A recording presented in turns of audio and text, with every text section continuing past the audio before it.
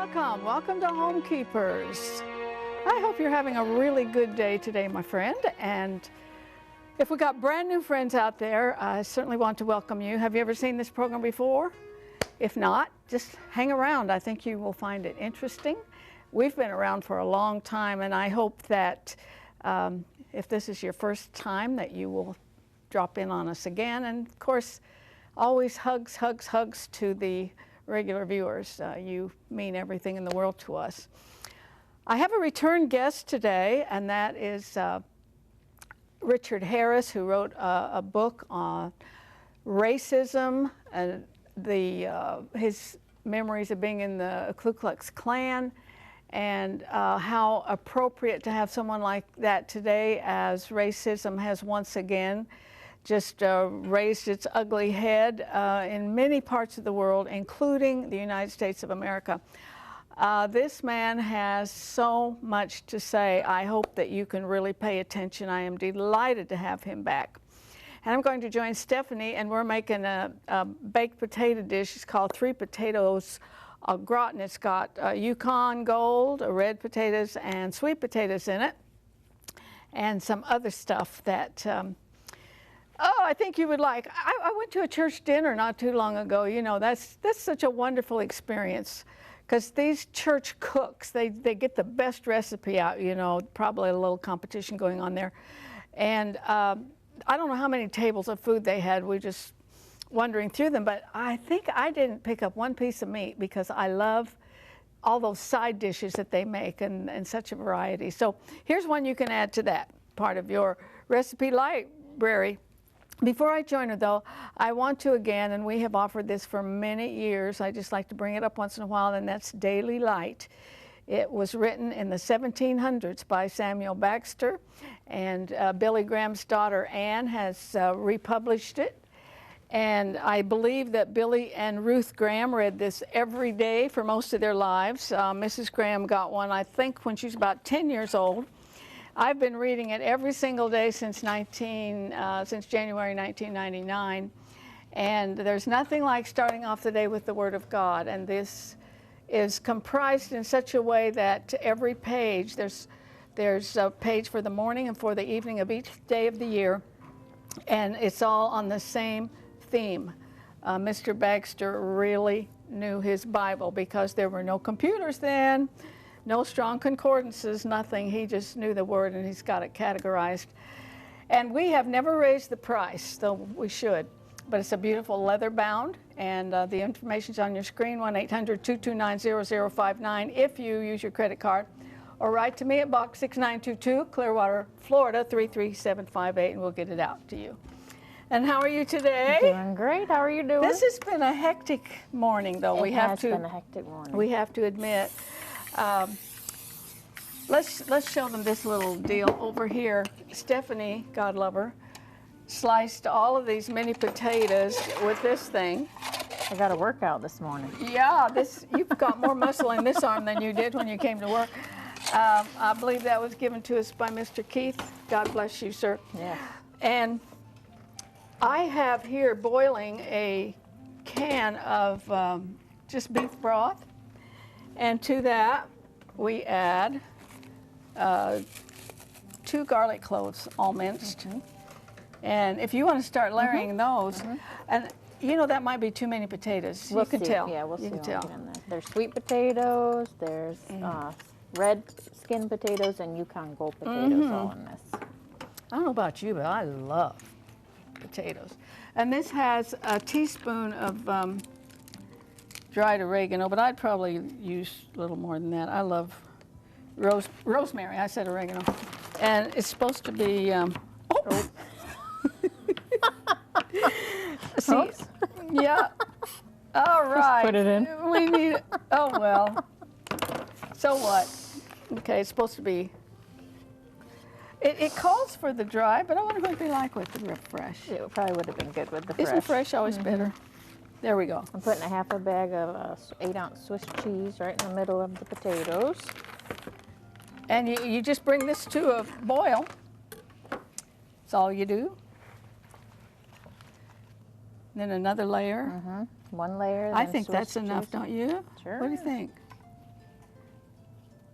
maybe a few more on the corners or something. Okay. So this have the can of beef broth, the rosemary leaves crushed.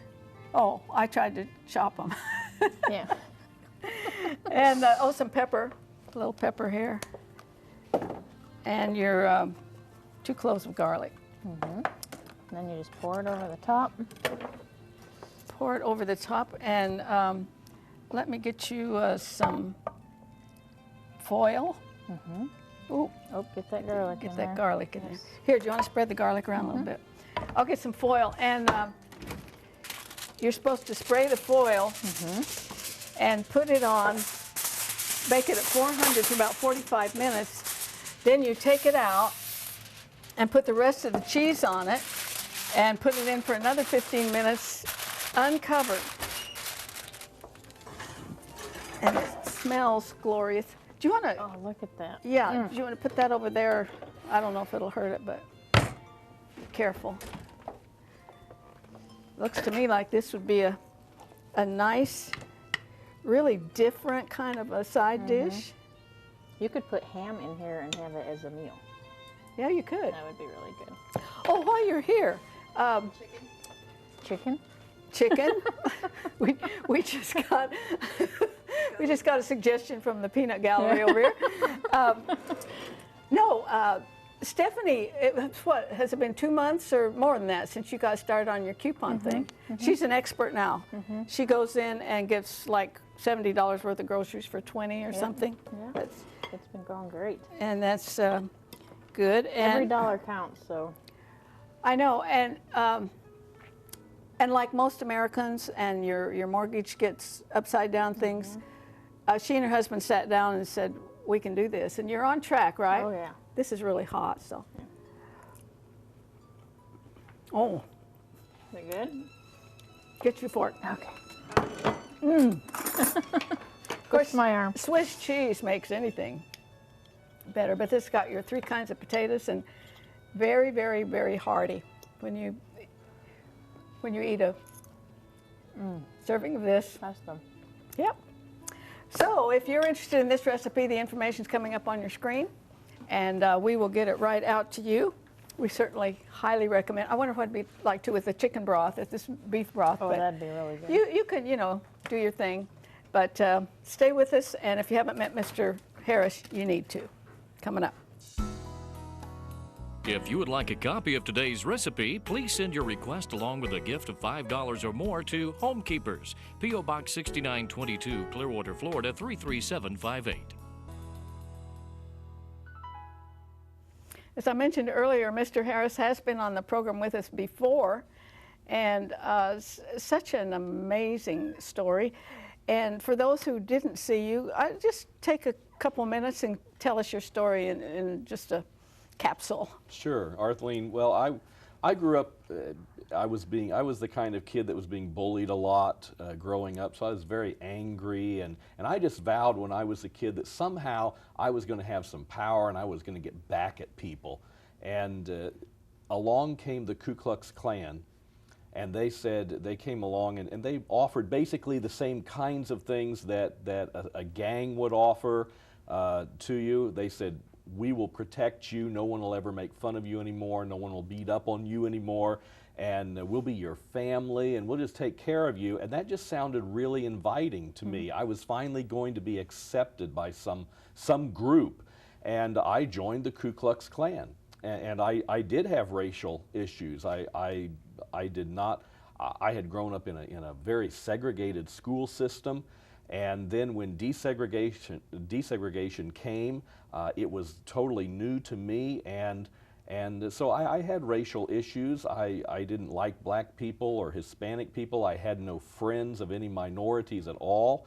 And so I fit right in with the Ku Klux Klan. And you climbed rapidly in that group, didn't you? I climbed very rapidly and became one of the youngest Grand Dragons ever in the country. What's a Grand Dragon? Grand Dragon Isn't there a wizard? There's an imperial wizard who's in charge of the whole nation. And then there are Grand Dragons who are in charge of what they call realms, but they were actually states. And I was in charge of Indiana back in the 1970s. And so I was very young. I was 18 years old when I became Grand Dragon of Indiana.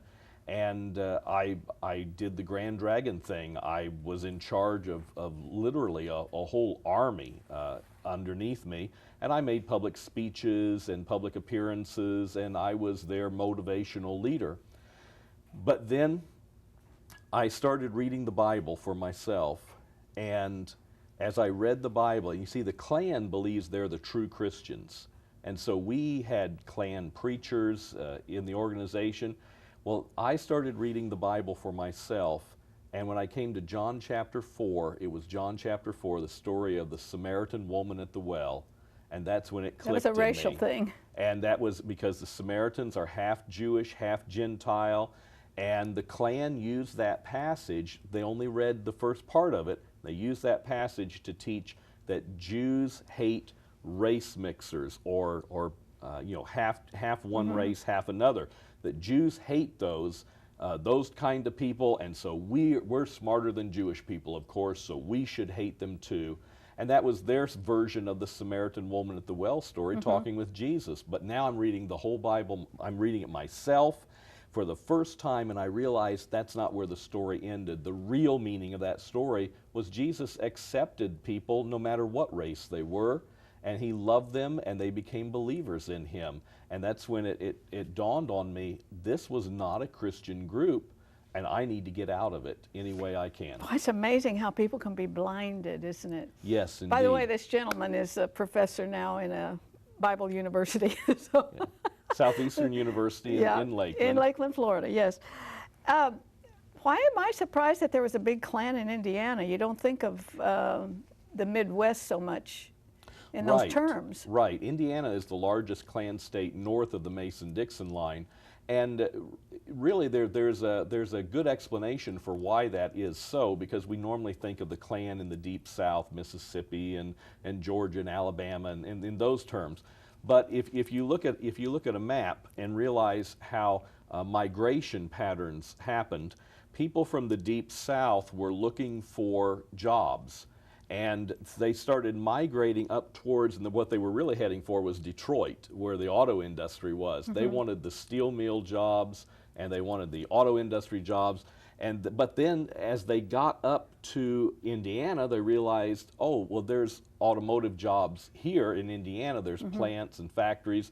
There's mills here in Indiana. And so, of course, they settled right there. And Indiana is populated very heavily with people who have roots in the Deep South. And, of course, they brought their values and beliefs with them. And one of those values was the Ku Klux Klan, racism. Hand me your book there. I have a copy of it, but it's called One Nation Under Curse, and we will put your website up because I've read this book and I certainly highly, highly recommend it. And the reason that I asked Mr. Harris back today is because as we make this program, you never know down the road how things are going to be, but we have all these Occupy situations all over the United States. I mean, we've got one in Tampa. I don't think it's very big, doesn't amount to much, but occupying who knows what for. But I know that out of the big one in New York, there's some real racism and anti-Semitism. And why doesn't this stuff ever get put to bed? I mean, we went through the civil rights whole movement. I lived through that. And it was right. You know, America was not right in the way that we were segregated. And so you live through that and you think it's accomplished, and then it rears its ugly head somewhere else. It's one of the things that I touch on in the book, and really I think it boils down to actually the title of the book, One Nation Under Curse. The Ku Klux Klan taught, and I think rightly so, that this nation was founded on religious freedom, principles of religious freedom, which is true. However, some people who came for the principles of religious freedom believed that those principles included the Bible teaching that blacks needed to be subjugated. They needed to be slaves. And it was a wrong interpretation of the scriptures. Absolutely. But they came to this country with that purpose. The Klan actually taught that this nation was founded on some of the roots of racism. And they taught that that racism has passed itself down generation after generation after generation. And if you think about it, that really is how racism is generally passed down. Your parents taught you what kind of people to be around and what kind of people to stay away from. And we learn from our parents, and it was really passed down generation after generation. And that's why when you think about it, we've gone through a civil war to free the slaves and try to get us back on the right course. Right. Why can't we just But then finish 100 years later, Yeah. we have the civil rights movement again to get us back on the right course. But it's helped, but it hasn't really solved the problem. And so today we still see racial issues cropping their head up all the time in America. And the reason is because we can attack it from a sociological standpoint or an educational standpoint or a financial standpoint, but it really is a spiritual issue. And a lot of people don't, even people in the church, they don't understand that racism is basically deep down a spiritual issue that needs to be dealt with spiritually. Now, you hear in Europe, now the Occupy whatever town started over there, it came here, and that anti-Semitism has really, really grown in Europe, and there are things out of the Occupy New York or Occupy Wall Street, I guess it is, some really ugly, ugly anti-Semitism. Is that different than regular racism? I don't think, I think at the root it's not really that different, because a lot of the anti-Semitism, we need to understand that this is a spiritual issue also. This is the enemy of God. This is Satan and his demons. They're always working against the Jewish people, because the Jewish people are God's chosen people, and they're always working against the Jewish people. And so that's why you see anti-Semitism cropping up all the time in just about every nation, every country, and decade after decade, century after century, we've watched this happen. And again, it goes back to the fact that we have a problem accepting people who are not exactly like us, and yet God accepts everyone. God loves everyone. Christ died for all people, not just this race or this nation or this group of people. Yeah, and that needs to be lived out, not just, you know, spoken and said, this is a good idea. Right. It has to be lived. Now, I don't know how you bring this all together, but how does this plague epidemic of bullying fit into this? Is this where maybe a group of people, they do feel somewhat ostracized, and so this, and because before the program we were talking, and I hadn't read this in the paper, but a 10-year-old girl had committed suicide because of bullying, and boy, parents, they might not even know this is going on to the extreme that it is, and maybe their children are doing it or their child's being affected by it. Right. But they really need to get in the game. I encourage parents to not only talk to their children about racial issues and racism, but I also encourage parents to talk to their children about bullying and gangs, because it's happening on a very young level. It was elementary school for me when I was really being bullied the most. And by the time I got into junior high or middle school, I had already developed into such an angry person, I was beginning to try to bully other people and other groups of people. And in particular, just because of the time when it happened, elementary school was segregation, desegregation was my junior high years, and I was beginning to bully the black students then. And parents need to talk to their children, and they need to talk to, if their children are being bullied, they need to talk, the parents need to step up and talk to the school administrators and not give up. That's the thing. Someone may turn a deaf ear, but you don't give up. These are our children that we're talking about, and we cannot just talk to one person and give up unless it's resolved.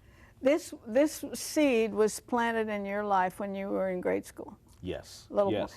Now, if, say, a gang had been there, you might have I joined. would have- You would I join would have- any group I that would have accepted joined, you. I would have joined any group that would have paid attention to me and made me feel good about who I was and made me feel good about myself and made me feel like I belonged. I wanted to be accepted, and there's not a human being on this earth Right. that doesn't want to feel accepted Right. and valued. Yeah. Now you speak in schools and such places. What exactly do you talk about, and how are you received? I'm received very well, depending usually upon the racial mix of the people.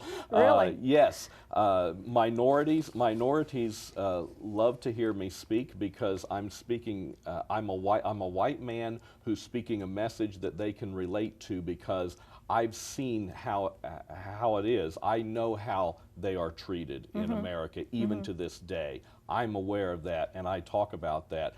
Sometimes white audiences aren't quite so they don't really want to hear. They don't want to be reminded of their own racial issues, but we've got to be, and even in the church, we've got to be reminded of our need to reach out to everyone. Do you think there are those, though, maybe in the school or maybe even in the church that don't even know they exist? I mean, maybe they don't ever watch the news or, read a newspaper, or they got their own little world going on. Yeah, people do have their own little world going on, and a lot of times, even though our workplaces now are desegregated and there are minorities in most workplaces, yet when it comes to who our friends are, who our close friends are, we generally tend to America still groups itself, and we really need to reach across those barriers and make a concerted effort, and we need to do that in the church as well.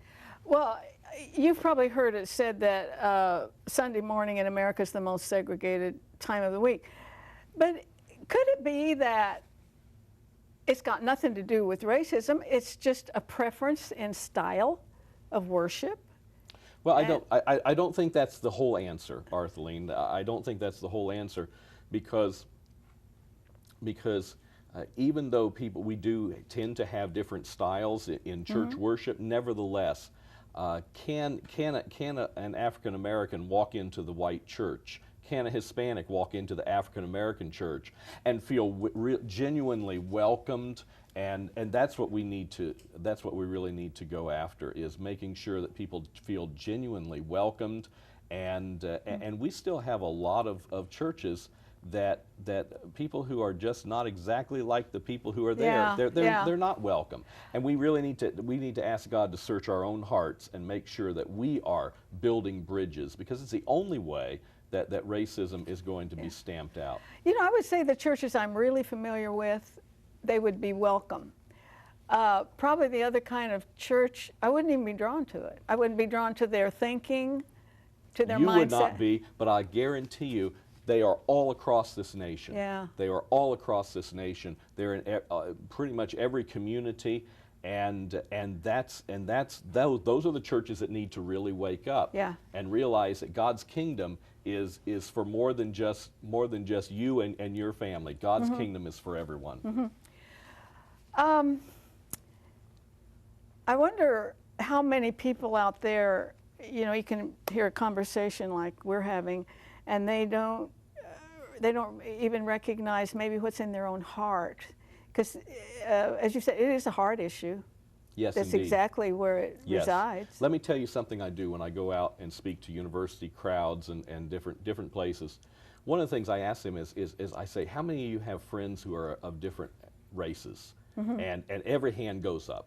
But then I say, listen to my definition of what a friend really is. A friend is not someone that you just work with or go to school with because you have to. A friend is someone that you pick up the phone and say, hey, why don't you bring your family over? We're having a cookout. Yeah. Hey, let's go to the movies together. Hey, why don't we go out to dinner together?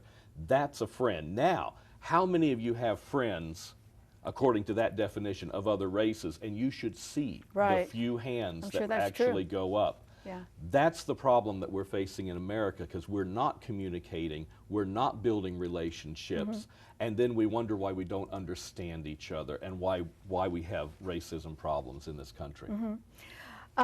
Back to your story a little bit. When you left the Klan, did they let you go? Are there threats or coercion to try to get you to stay? As long as I kept quiet, they let me go, because I was a very popular dragon, and they were afraid I was going to pull some others with me. So they put the order out that no one was to have anything to do with me, because they were afraid I was going to convince other Klansmen. So, and they also warned me, you keep your mouth shut, which I did for about 13 years. I just kept completely silent. I went on with my life. I became a pastor. I eventually became a university professor at Purdue University, and that's when someone recognized who I was, and I actually started speaking out against the Klan. Since then, I've survived. Would you have been in danger? I've survived 3 assassination attempts on my life since then. Lots of threats. Nice people. Yeah, they're really lovely folk who need Jesus in the worst way. Yeah, in the worst way. That's exactly right. But God has had His hand upon me. He's had His hand upon my family. He's protected us, and we give all praise to God, because I should have been dead a long time ago. Well, I am so glad to have you return to Homekeepers, and you know, I have a feeling that you're going to be in constant demand, because until people's hearts are changed, this problem is not put to bed. It's not. It is not. It's a big problem. It's not going to be solved overnight, and we need to wake up. It begins with the church. It must begin with the church. Yep. And just drill into your children. Drill, drill, drill. Be ye kind one to another. It is so simple. We are out of time. But join me next time, remembering there's no higher calling than that of a homekeeper. God bless you. If you would like a video copy of today's Homekeepers program for just $19.95, call 1-800-229-0059 for credit card orders, or send a gift of at least $19.95 to Homekeepers, P.O. Box 6922, Clearwater, Florida 33758. Be sure to note the program number which appears on your screen.